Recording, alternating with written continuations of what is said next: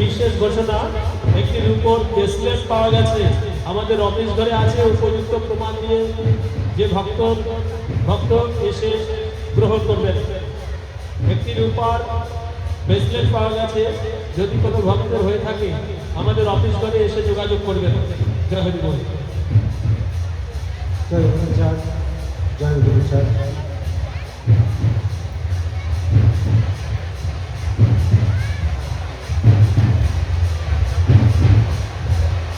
পূর্ণ ব্রহ্ম, পূর্ণ অবতার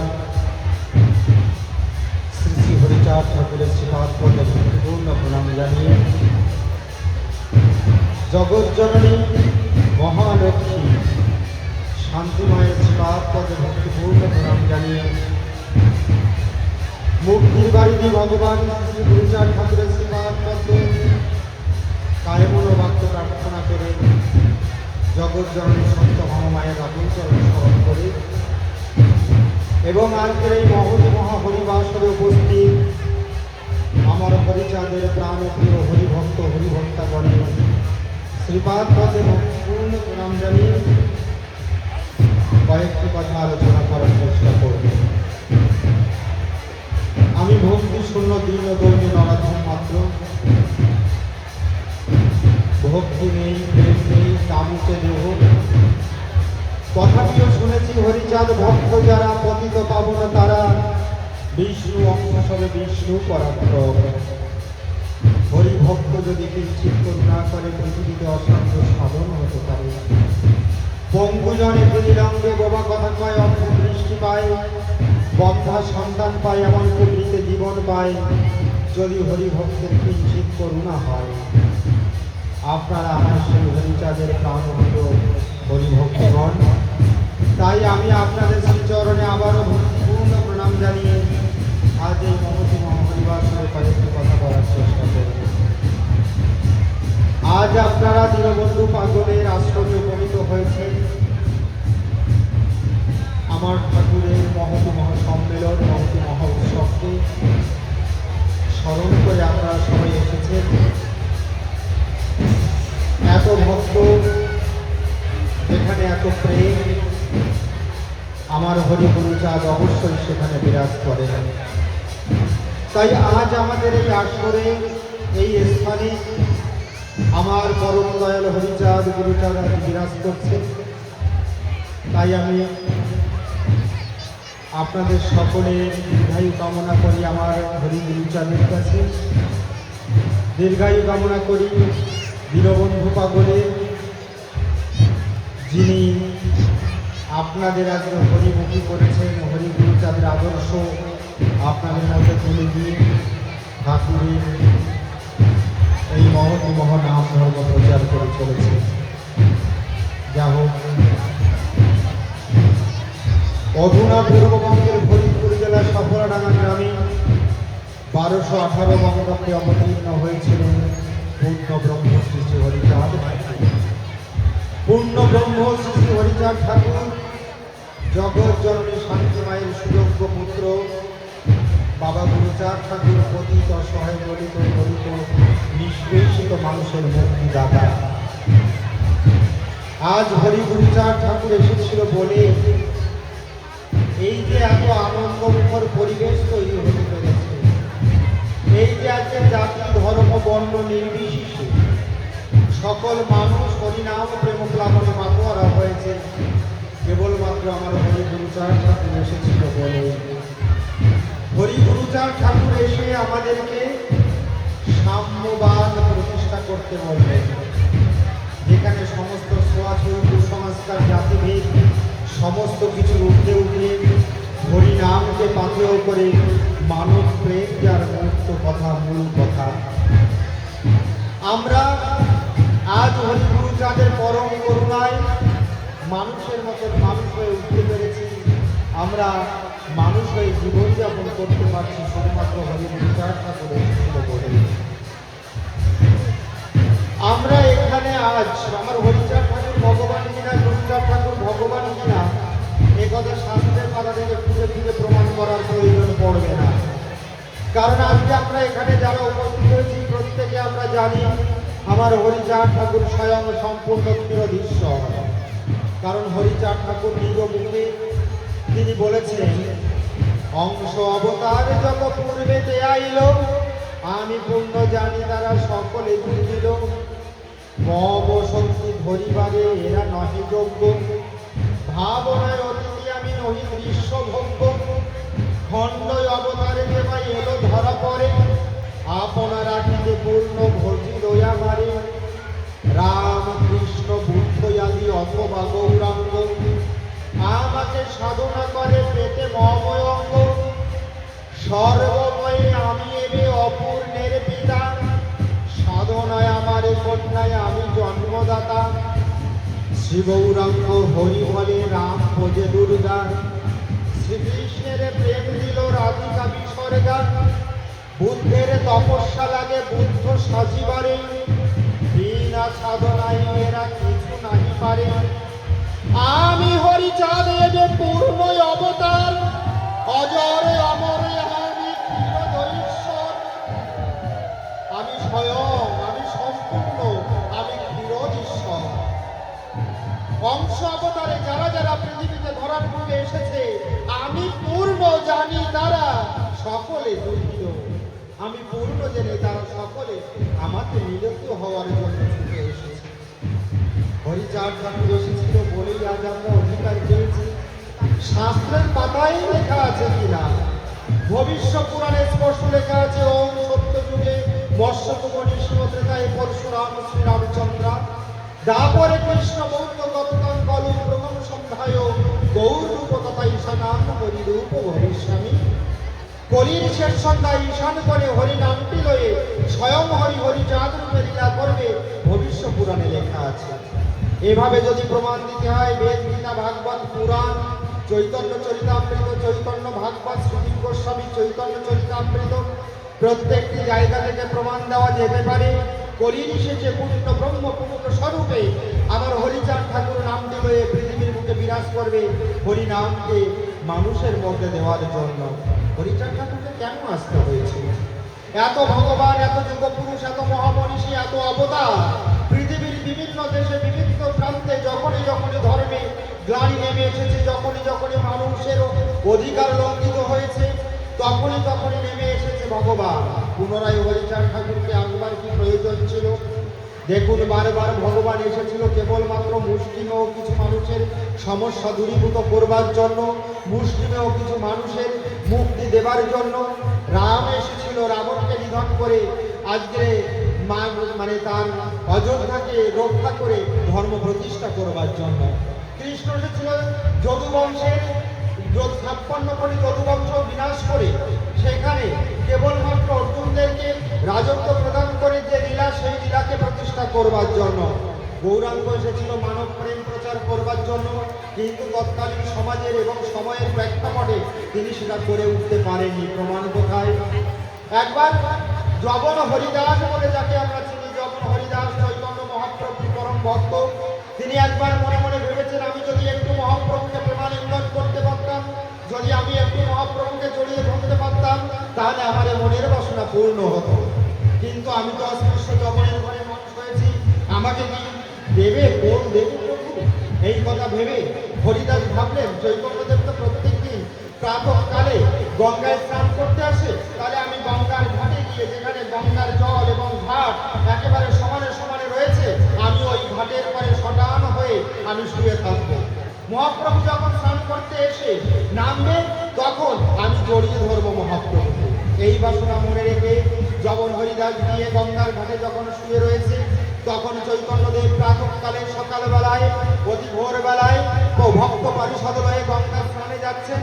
পারিষদবর্গ পিছনে পড়েছে, প্রভু একটু আগে চলে গেছেন। চৈতন্যদেব যখন গেছে, গিয়ে যখন তিনি ওই জলে নামতে গেছেন, নামতে গিয়ে প্রেমে বিহবল হয়ে যখন জলে নামতে গেছেন, গিয়ে পা দিয়ে দিয়েছে একেবারে যখন ভক্ত হরিদাসের গায়ের উপরে।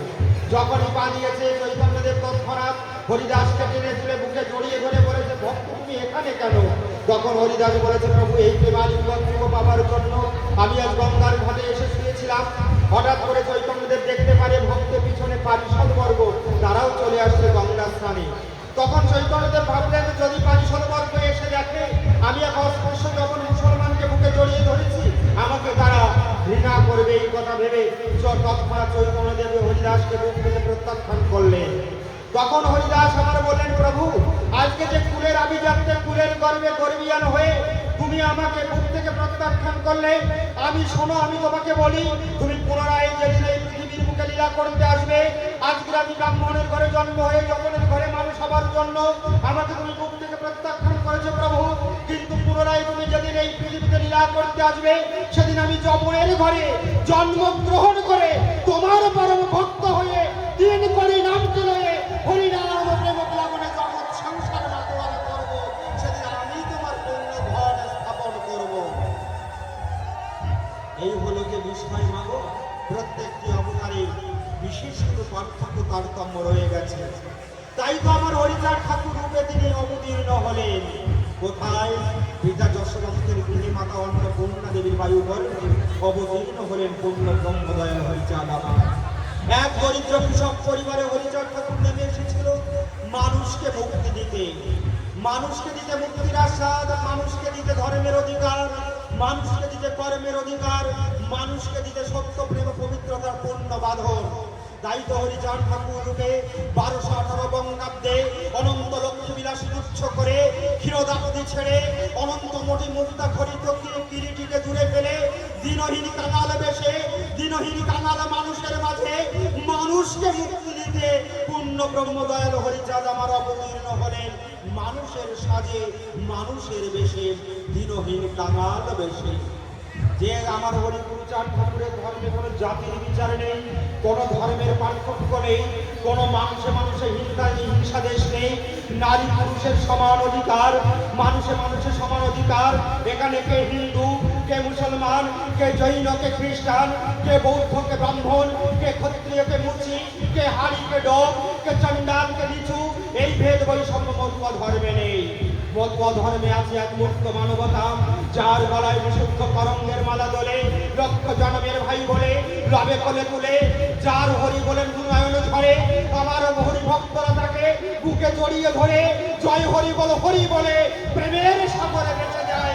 জাতির বিচার সেখানে নাই, এটাই হলো মুক্ত মানবতা। মতুয়া ধর্মে কোনো ছোঁয়াছুঁই নেই, কোনো ভেদ বৈষম্য নেই।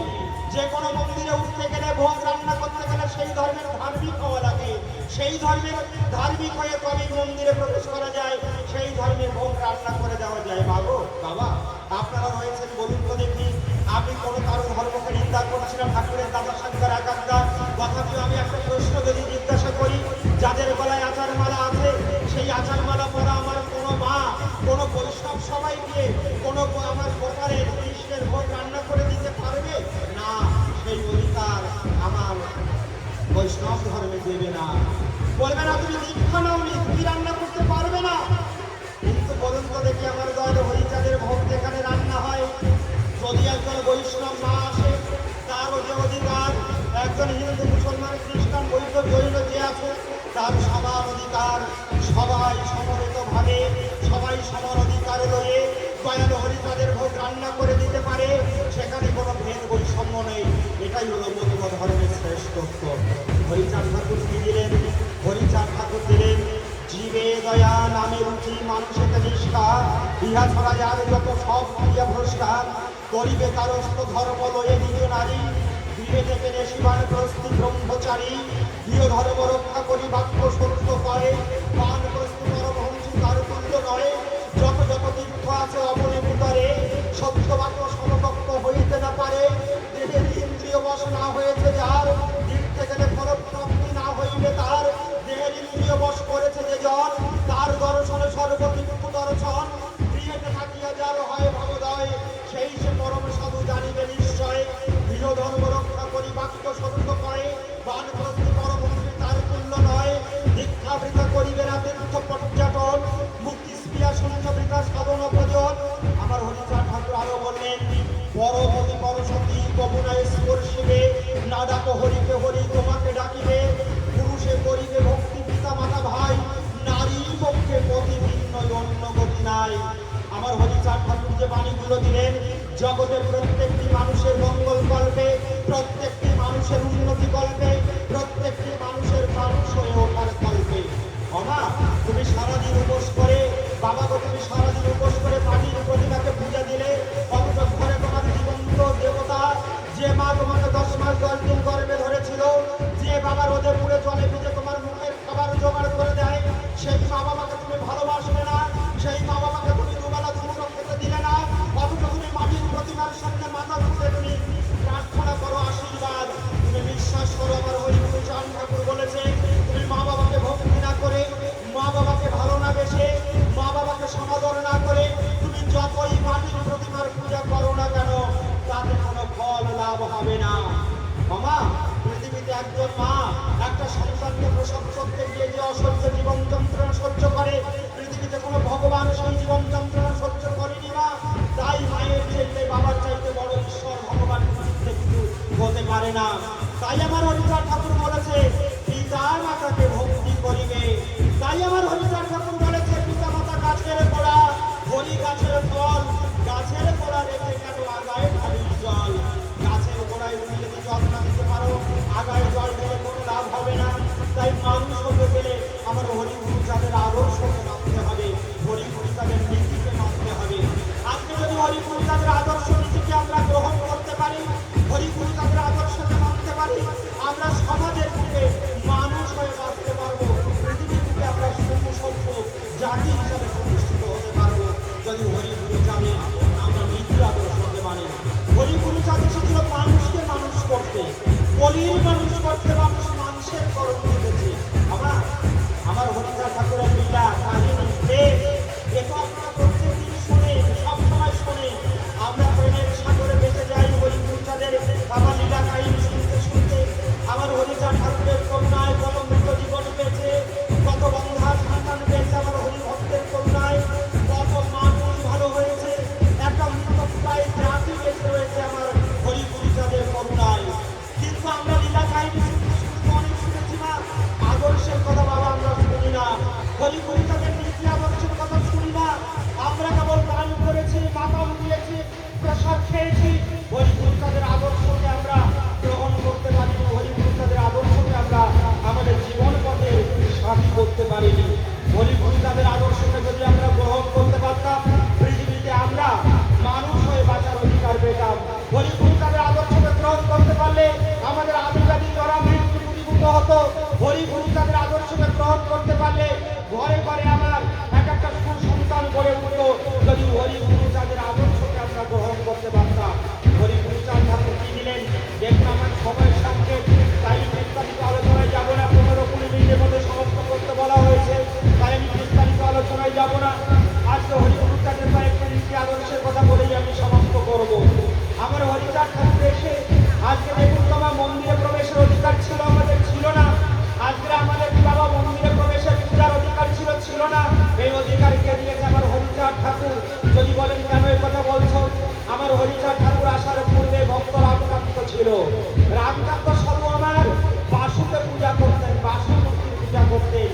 ভিক্ষা করে রামকান্ত সাধু আমার ফল, মূলা, কলা কিছু পেয়েছে, এনে ভোগ রান্না করে বাসুকে দিয়ে বলছে, হে প্রাণবাসু, আমি তো অতি দরিদ্র মানুষ, আমার তো কিছু দেওয়ার, ভালো মন্দ দেওয়ার তোমাকে ক্ষমতা নাই, ভিক্ষা করে যা পেয়েছি হে প্রাণবাসু তুমি তা গ্রহণ করো। যখন তিনি ভোগ রান্না করে দিয়ে এইভাবে কাকুতি মিনতি করছে, গ্রামের একজন মিত্র এসে, ব্রাহ্মণ এসে সেই রূপ দর্শন করলেন। সেই ব্রাহ্মণকে অন্য ব্রাহ্মণ থেকে জানালেন যে আজকে একজন চণ্ডাল হয়ে, নিচু জাত হয়ে বাসুকে ভোগ রান্না করে দিয়ে ভোগ আরতি করছে।